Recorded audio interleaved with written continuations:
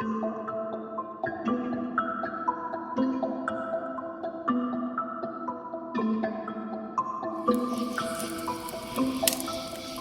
and welcome to Outdoor Asylum. Glad you guys are with me. Here with Dusty McDaniel, who finally came back to visit again. Hola. Our producer Jake Seipert with us as always. I'm here. Guys, before we get going, I just want to remind you all, please, I know you hear this in every podcast, please like and subscribe. It really does help us out. So if you will hit that like button, subscribe to us, please do that. For everybody that's already subscribing, we really appreciate it. So, guys, tell me what's been up. Jake, you were on vacation not long I've been ago. on several vacations lately with my family. We went to How Dolphin Island down in Alabama a couple weeks ago, and then we just got back from floating the buffalo, stayed up there in Jasper. Man, that is such a crazy part of Arkansas. It's so pretty. Did you see was it the elk that they've got up there? Did you see saw any? no elk. One of our members said they saw a bear. I didn't really believe him, but sorry, Tommy. Anyway, we floated the buffalo. The roads are crazy up there. Marshall rode with his little cousins when we were going to float, and he had to roll down the window and let his cereal go. He got a little car sick. Yeah. Got a little milk all over their borrowed Suburban. Sorry about that, Kyle. We pull a camper up there, and Yeah, I don't want to pull a camper through that stuff at all. you better slow That's down crazy. or everybody gets car sick. Yeah. Dolphin, yeah, I've had enough family for a while, other than my immediate family. In Dolphin Island, everything, you can have a great trip and a lot of good things happen, but you focus on that 1% bad thing that happens. In Dolphin Island? Yeah, I can't. It's been 2 or 3 weeks now, and I'm still not over it. Y'all are my therapy kind of for this. Do you need to lay down, sit down, or? I need. A little red over there. I'm intrigued, Dusty. I'm intrigued. I don't know what's waiting to happen. Well, his attitude has changed. I broke the cardinal rule of being a kid, and you don't enter your parents' room without knocking. On the next to last day at Dolphin Island, I was going to check on my parents. They were getting ready to leave, and I cracked the door open and saw my mom's titties. Oh. Yeah. So my trip was great until then, and I was pretty quiet the rest of the time. Do you remember anything about the rest of Dolphin Island, or have you blocked all that out? No, a lot of that's just blocked out in big chunks. It's just all a blur. Yeah. Are you okay? I'm okay. I'm starting to talk again now. The trip to the Buffalo River kind of helped me peace out a little bit. Yeah. Yeah, relaxed. It wasn't like a bathing suit, like reading. Well, my sister was there, and thank goodness she's not breastfeeding anymore, because she's never scared to breastfeed in public. Really? Oh yeah. Okay. Well, man, Sorry for that rough start, everybody. I don't know what to say. I don't either. I mean, it's Just pray for me and my family. in multiple ways, multiple prayers, multiple ways. It was the only thing that saved it is my mom didn't know, so I just backed out. I didn't tell anybody until now. Okay, so there was no Laid awkward low. turtle moment. That's No. We didn't I have to didn't have talk to about it. confront her. That's I was able to just kind of forget about it and move on. She didn't come out trying to have like the talk with you. It's okay. No, thank goodness. yeah. Well, like I said, man, I don't know what to say. Other than that, I'm doing really good. Okay. Well, for all the audience, pray for Jake. Thank you. I appreciate those. Appreciate prayers. you sharing that though, because I mean now I everything. had to get it off my chest, guys. Well. Manner of speaking, yeah. Well, I've kind of had a tough week, but I feel better about it now. Hey, my week is great compared to that. What have you been up to, man? You're the guy that's always camping. Have you been doing a lot of that? We went 4 weekends in a row. So we went Greers Ferry, then we went DeGray, then went back to Greers Ferry, and then I can't even remember where all we went. Bull Shoals, Lake Greason. So, yeah, we've camped all of Arkansas. Still going to North Fork, still going to Lake Ouachita this year. So that's what we do. But what's your favorite place of all the places here in Arkansas to go camping? What's your favorite campground and place to go? So as far as everything, the whole experience, it's hard to beat Lake Ouachita State Park, especially the spots on the water. It's gorgeous. It's nice. You're right there. My favorite personally is Bull Shoals White River. just camping right there on the river, especially in the summertime. It's hot, but then that 56-degree water coming out of the dam, and you're right there on it. It's gorgeous. It's pretty. There's fun stuff to do, but they're all. I mean, you can't go wrong. We are the blessed word. You can bring it right back because Arkansas with these lakes, like it is a blast. I mean, we were at Greece on July 4th. It was beautiful, right on the water. Could swim and play. DeGray. We've been like I said, all of them. Catherine's in there. We've been there already this year. Or no, that was last year. And so I lose track of them. But where were the fish biting? So we actually caught most of the best fishing we had was at Lake DeGray on Memorial Day weekend. And so I don't know if that cold front did it or what, but we caught a lot of fish. We would go to Bull Shoals and White River and trout fish. And what's funny is we were there in June or something. I can't remember. Yeah, so May, I think. It was May. And the mayflies were literally hatched. And so, they're everywhere. And so even the guides were like, there's no point in even fishing. Like, you are truly competing with Mother Nature. And plenty of food out there. My little cousin just got back from fishing up there, and he said they'd fished for 2 or 3 days, hadn't had a bite. Somebody came by in a boat. They're like, what are you fishing for? And they're like, we're fishing for bass. They're like, well, you might want to try fishing for trout. Switch species. So you can, and it's not not knocking, a lot of these guides, especially for the big fish, but if you just want to go up and just catch tons of fish, you can grab small little 1-aught hooks, some chartreuse or pink power bait, throw on there a little ultralight, drop shot it, and you can catch them all day long. Now you want to go catch big ones and all that, you need to get a guide, do it right. They'll show you. But you go downstream past flipping toward Cotter and all that, you can catch a lot of good smallmouth. You can.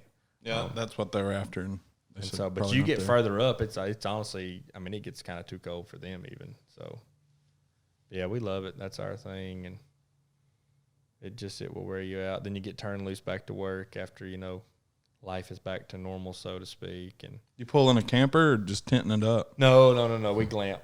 So we used to tent, and we glamp. So when you have a wife and a daughter, you glamp. Yeah. You glamp. So, and you have to set it up. You got to hang the party lights and put the chairs. Yeah, we glamp. So your wife and daughter, they enjoy that, though. Oh, they love it. Yeah. My little girl, she's the whole week before we go, she's telling everybody, well, I'm going camping. I get to play hooky from school. We're gone. She knows. Yeah. She has her bag packed by herself. So it's a hoot. I realized I don't have any great stories or any tragic stories like Jake had. And to go to Dauphin Island, of all things, and come back with a tragic story without a fatality, that's kind of rare, but I'm sorry that happened. Yeah. But I did have one experience just a couple of days ago. I realized, and most of us, I think, learn this at some point. I'm just a slow learner. I can't make the women in my wife happy. This is a little story, but a very simple thing, but it really symbolizes how it goes. My daughter told me the other day, my 7-year-old daughter, she said, Daddy, I want to try some watermelon. I've never had watermelon. I'm like, you've never had it? No. Now, this is a girl that will only eat chicken nuggets, okay? I mean, so we're always struggling to find something that she'll eat. So I was really glad. And it was a little bit more because I've got so many fond memories of being a kid. Getting watermelon. And my dad, we would chill one. My dad loved watermelon. And I don't know how many times we get a watermelon, we go out, put the tailgate down the truck, sit on that tailgate with a salt shaker and some watermelon and just talk about life and eat that watermelon. And I have so many fond memories of doing that with my dad, and I thought, this is going to be so cool. Hannah and I get to do this, So I didn't just go to the grocery store and get a watermelon. I wanted something ripened on the vine. I found a place that was selling them here. These were grown over in Augusta, so I knew they were good, ripened on the vine. I'd heard they were good. Got one, chilled it all day, even kept it in a cooler ice coming home, wanting to enjoy this with my daughter. We cut this watermelon. I give her a piece of it. You know what she says? Her response, she takes a bite of it, and she curls her nose up, and she says, it's too sweet.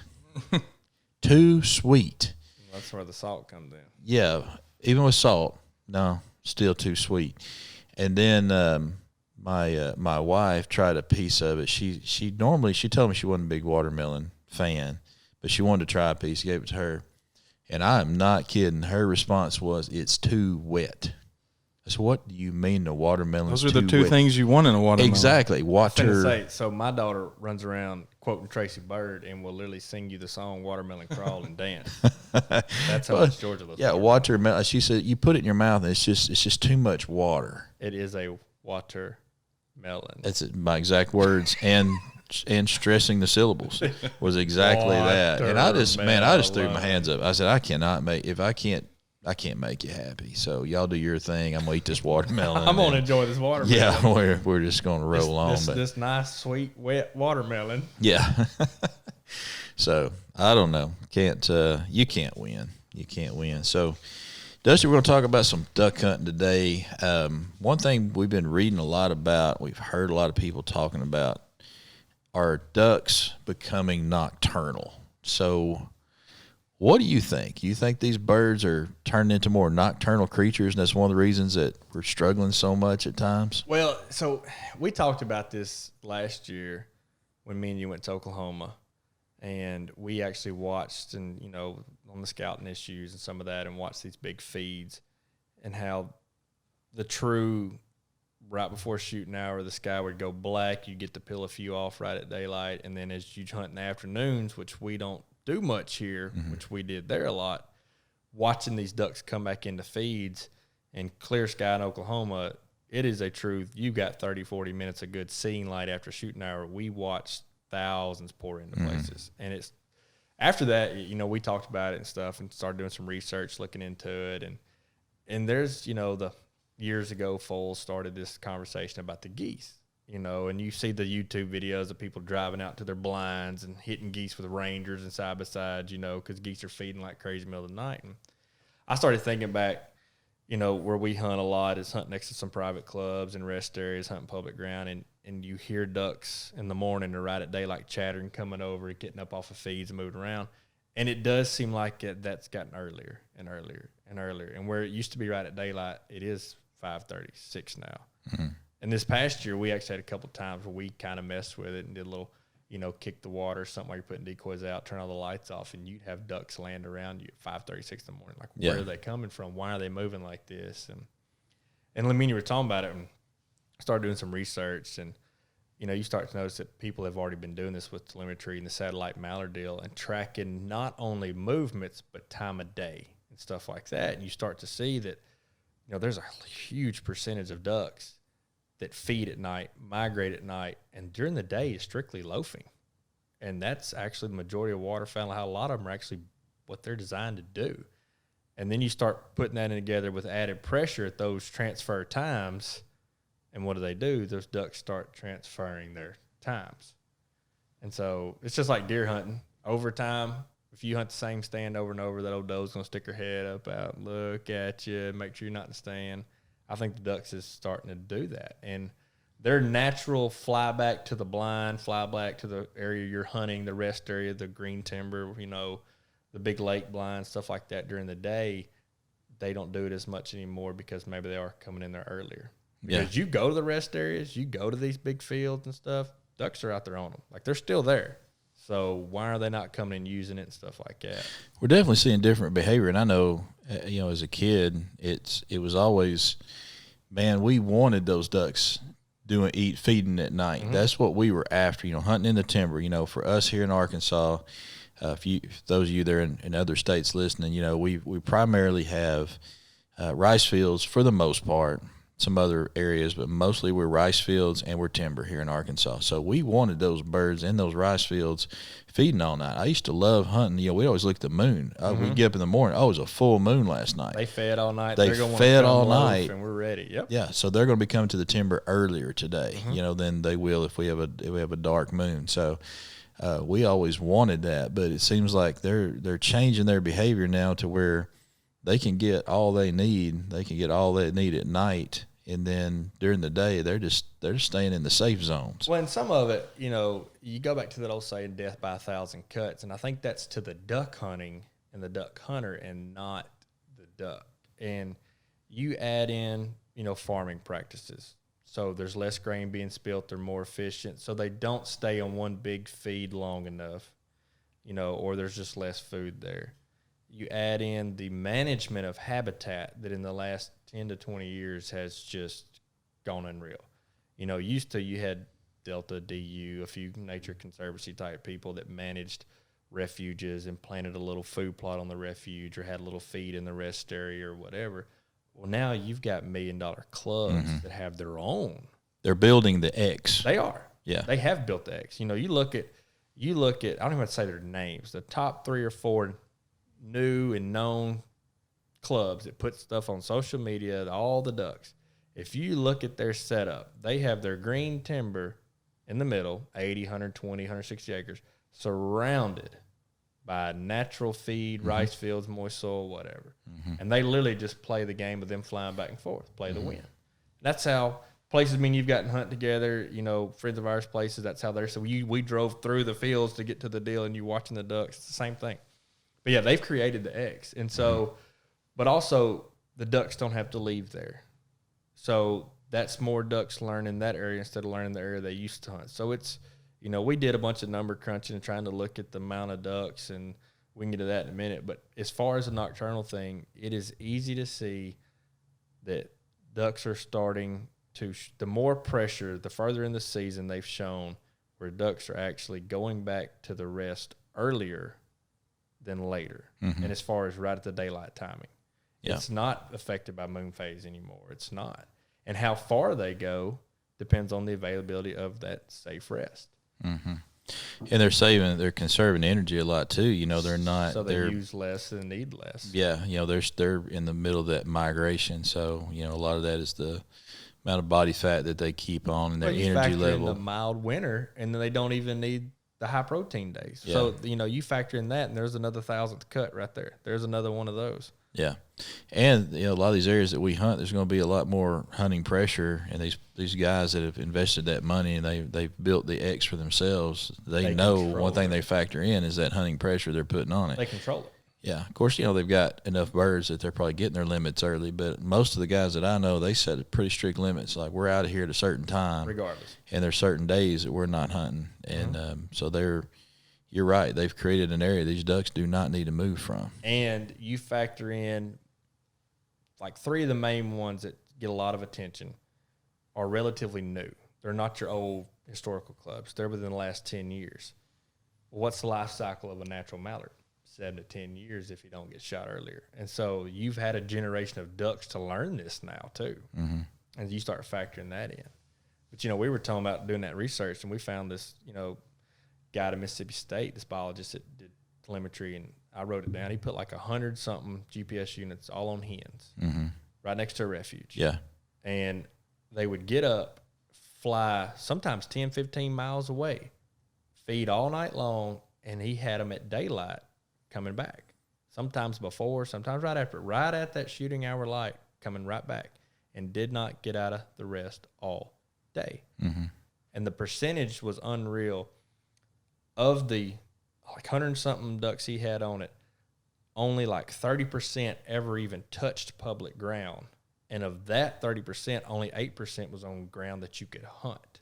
So that shows you right there, 8 out of 100 ducks only came to the public ground a couple of times on their way back and forth to stop or get called at or whatever. Yeah. I mean, that tells you the percentage you're working against already. Yeah.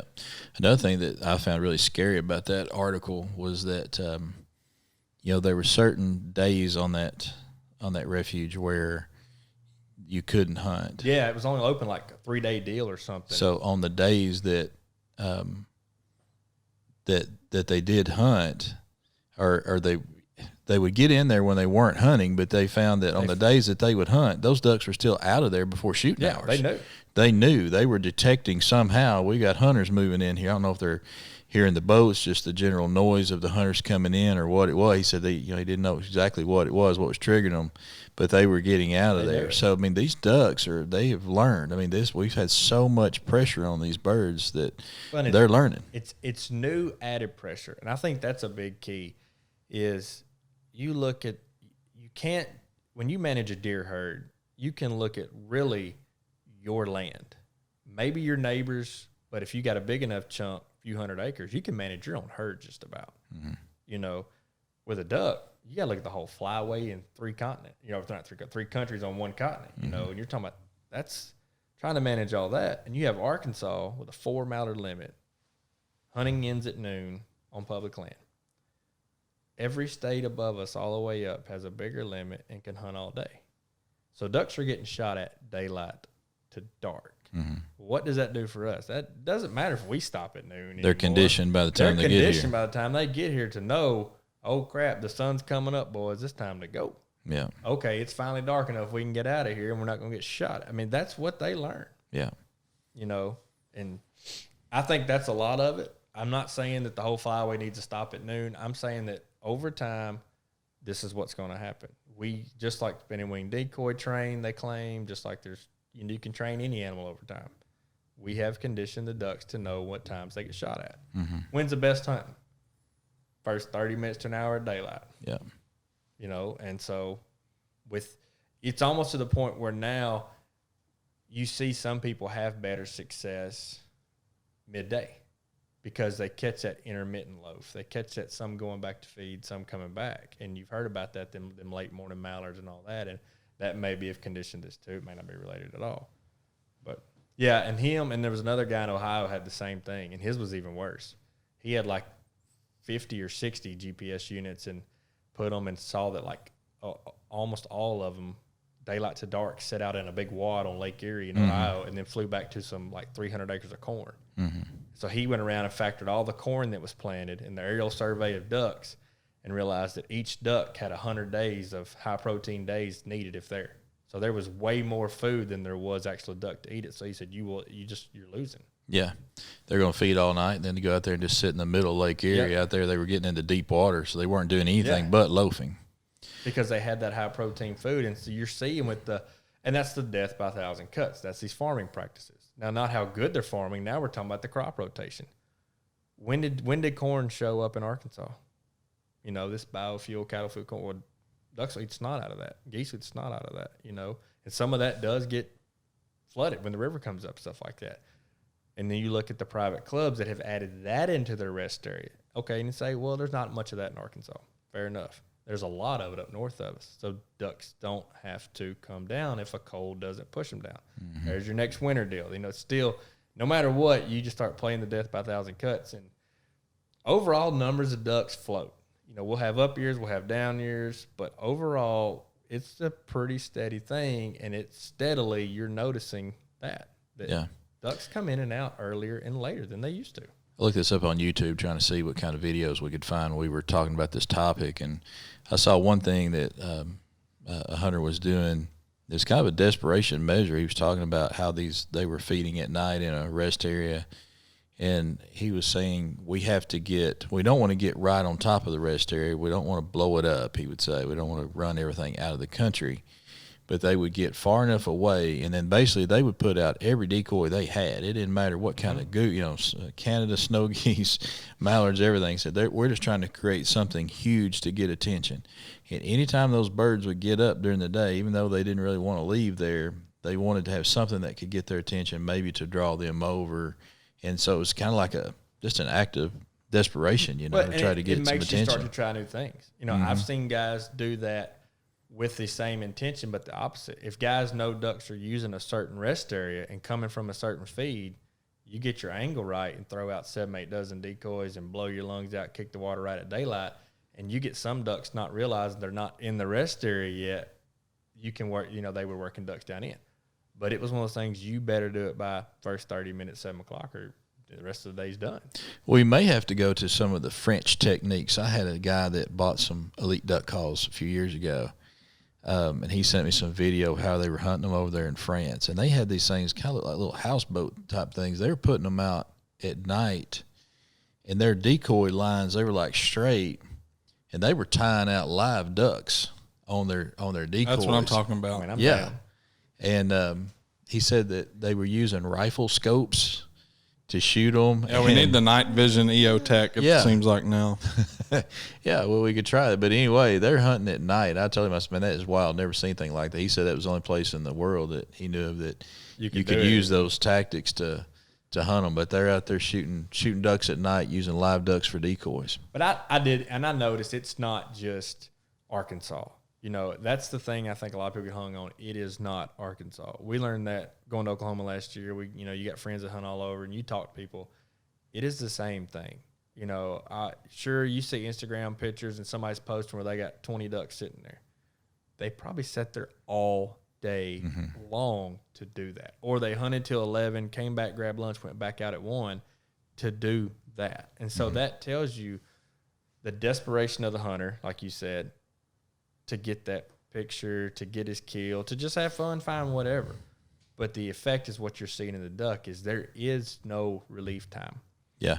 Well, our goal every time we wake up, we go hunting. What's the thing you want? A limit. You got a limit. You got to get a limit. That's Otherwise, the mark of why a did good you get day. up? Yeah. So yeah, see, you're But exactly when right. people used to gripe about quitting at noon. You know, the big thing was after a few years, you realized, man, you could sit there at 12:30 with your gun unloaded and the sky got black. Yeah. Well, okay, it's the same thing because is it trickling down from up north? You know, is it trickling down from the amount of lease land now here in Arkansas? You know, resident and non-resident, that's not even the conversation. But you drive around the afternoon scouting, I know in the past few years, I've seen a lot more people who sit in their blinds all day hunting here in Arkansas now because they have nothing else to do or because it's been so bad. That's the same effect. That's preventing ducks from feeding there in the afternoon, from coming in earlier in the evening than they would. You know, and so that's a huge thing. I mean, that's conditioning the wildlife, the style we hunt and everything. It's known. And it's not just, you can do it to turkeys, you can do it to deer, you can do it to everything. And so, you know, people know that. Deer know their trails. They stay away from this. They know where this is. It's no different. I noticed in those articles too, where we got a little bit of a break or an advantage here in Arkansas with where we have timber areas. They said they didn't notice the effects as much. As bad, yeah. Because they feel a little more secure with the cover that they get from But timber. what's funny is still the times of day they come in and out of the timber still affects your shooting time. Because he mentioned that comment of how, you know, the biologist noted that it, like you said, the full moons to a cloudy night, when a duck would come in, when a duck would come out, it was actually kind of the opposite of what you thought. When it was clear, they would come on in. The cloudy ones, they actually held back a little later so they could see, I guess, the land, the timber, and all that. But you've seen the results of this a lot with, you know, having the duck call company. We try to shoot a lot of video, and it's exactly what you say. You know, a lot of times we got ducks hitting the water early. It's like camera don't pick it up. Camera's not going to pick it up, so we kind of like, well, let's just wait. You know, let's kind of let these go because we're not getting anything video if we don't catch this right here. And then once that light comes up, we don't have the birds, and you're thinking, man, we should have just. Or if we could have gotten that on camera, that was. Oh, it. yeah. And what's funny is this goes back to look at you guys that watch social media, these clubs. Watch these clubs' videos they post. You will see the same thing. Majority of the Mondo wads, majority of the big groups, these 50, 75, 100 mallards, more than that even on some of them landing. That it's pixelated, it's grainy, it's gray, it's black early dots. morning. Yeah. It's not big sunshiny mallards doing it anymore. Yeah. And so I think, so what's the answer? Is there one? Is it pressure? Is it there's not.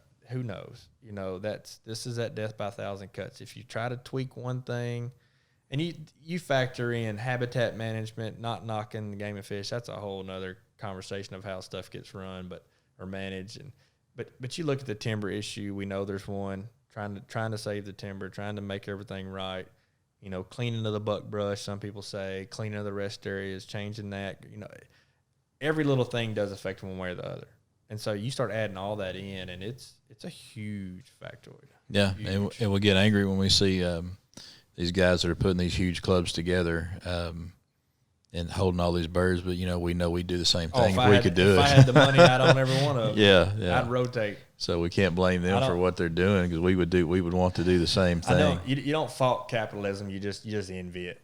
You know, it's like, hey, you did what you had to do to get there, and I'd be doing the same thing. And what's funny is they are building what the WMAs, a lot of our state public ground, federal ground used to be. They're building the same thing. Yeah. They're putting good quality timber next to a rest area, next to a feed, which is what a lot of these places had. Maybe we should put like Bernie Sanders as director over this thing, see if we get some kind of a socialist agenda where we could all get our mallards. I would be down for a draw to the private club. So like the peasants, the serfs get to draw and have a day turn on the private club. I bet they would bring back party hunting again, so you could just one guy get the ticket. We all get to go to wherever famous club today, and hey, here you go. But in all reality, you talk to a lot of those clubs, and even the last few years, they've had issues the same way.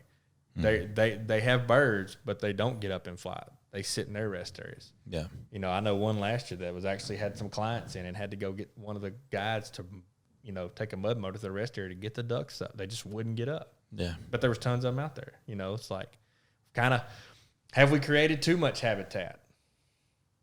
We've created the problem. You know, What exactly how we did it, I don't know. Where, you know, hunting pressure, it's always a little bit of everything, most likely. But through hunting pressure, we've definitely created this problem. and like I said, and then, like, you know, every field's flooded, it seems now. Every field that can be flooded is flooded and leased to somebody for a certain amount of money. You know, what's capitalism? Great. But what have we created? You know, we have 2 here, 5 here, 6 here. There's not a wad there anymore of that. So, I don't know. It's crazy. The numbers, you know, the numbers of ducks to correlate to that is it fluctuates. You know, you go back, you know, I looked up some history on the surveys, and the Fish and Wildlife started that in the 50s. And, you know, it was banner years, and it seemed like every few years it'd float down, it'd float back up. And there was some drastic, you know, 10, 11 million highs and some 5 million lows. But the last few years has been a, you know, 10.5 million high 10 years ago to 9.5 million the last year they did it, you know, 19, not 20 because of COVID. And so, you know, but that's a 10%, you know, and we were talking about that, you know, kind of before the podcast is you take out, you know, the exact number in 2012, which a lot of people remember in Arkansas was a really good year, was I think 10.5 million mallards on that breeding survey. And then you look at 2019, it was like 9.5. It was a full, 1.2, 1.3, something like that, million mallard difference. Well, overall, yeah, it's only 10%. But Arkansas kills about 450,000 mallards a year. So we would not kill a mallard for 3 years to make up for just that gap that the population survey found. So is that jump enough? You know, that same year in 2012, when there was 10.5 million mallards, there was 48 million ducks total. So that's your wood ducks, your gadwalls, people killing teal and pintails. You know, in 2019, with the 9.4, whatever it was, million mallards, that was down like 38 million. So there was a true, the percentage fall across. Yeah. And that's a factor as much as anything else. I hope we get a good hatch. I made a few notes here from an article that you'd sent me about this. It's talking about the conditions up there right now. Yeah, so we don't have the numbers, but there were a lot of areas that they're dealing with some really dry. It's backwards. Yeah. It said gave list of 10 areas here, breeding grounds between Canada and the northern United States. British Columbia, warm, dry, needs rain. Alberta, dry. Saskatchewan, dry. Some rain in May, but need more to improve that. Manitoba was dry. Ontario, average to good breeding on schedule there. Quebec, warmer and drier than average, but good as far as the breeding conditions. Atlantic, Canada, good conditions there. North central United States, poor in North Dakota and northeast Montana, slightly better in eastern South Dakota, so they're very dry up there as well. Great Lakes and northeastern United States dry, but some precipitation has helped. Western United States, California, they're really suffering out there. They're having extreme droughts, water shortages out there. That's what I call it backwards. You know, you look at a rainfall map, you know, who's plus and who's minus for the United States. In the South region, Texas, Arkansas, or all through us kind of down in here we're ahead for the year. We're already ahead. We're green. Yep. You know, I know you may look at the top of the ground and think, well, I could use some rain. Yeah, okay, it's been 30 days since the rain. But as far as lakes, rivers, ponds, aquifer, like we're good. But up there, like you said, they're red. Like they're way behind on their rain schedule. They're bad dry. Yep. And so that's going to be an effect. You know, that's another year of, and I forget the long-term average program population they shoot for is like 8.5 million, I think is what Fish and Wildlife has for the mallard. And so when you're saying they did a report and getting 9.5, to them, they're above. But I think a lot of it is we got used to some of them 10, 11 million years, and it's like, you know, it floats. And this is how fragile this is, you know, when you're chasing a population, when you're chasing herd management or, you know, species management, whatever you want to call it. But it's very easy. Point systems back in the day were thought crazy, but you go look at a graph and look at the numbers, the years the points were in was because there was a decline. And after the years of the points for a while, it started coming back up. Like it actually helped to breed and get going, all that. Turkeys in Arkansas, same thing. We've had some really bad years. They cut the season way down to like 2 weeks, one gobbler, couple gobblers, In the last few years, you've actually started to see people talk about killing more turkeys, seeing more turkeys, hearing more turkeys. Is it working? Is that the right correlation? So, is a lesson limit the right thing? It'd be great. Sure, anytime you take out less population, you should have a boom. That should be the right correlation. But will every state above you do it? Yeah. So Arkansas may cut it back to 2 or 3. Well, that's great. What's South Dakota going to do? Still kill 6 every day? What is up there, 5, 6? Something. It's like, Oklahoma's 5. We went up there, it's like, you literally drive across one little road, one line, and now you can kill 5 ducks right here next to killing 4. So what? I don't know. Everybody's got to get on the same page because something's changed. Something's drastically changed, whether it be the nocturnal, the actual numbers, correlation of both, which is this death by 1,000 cuts. But upcoming season, we need cold.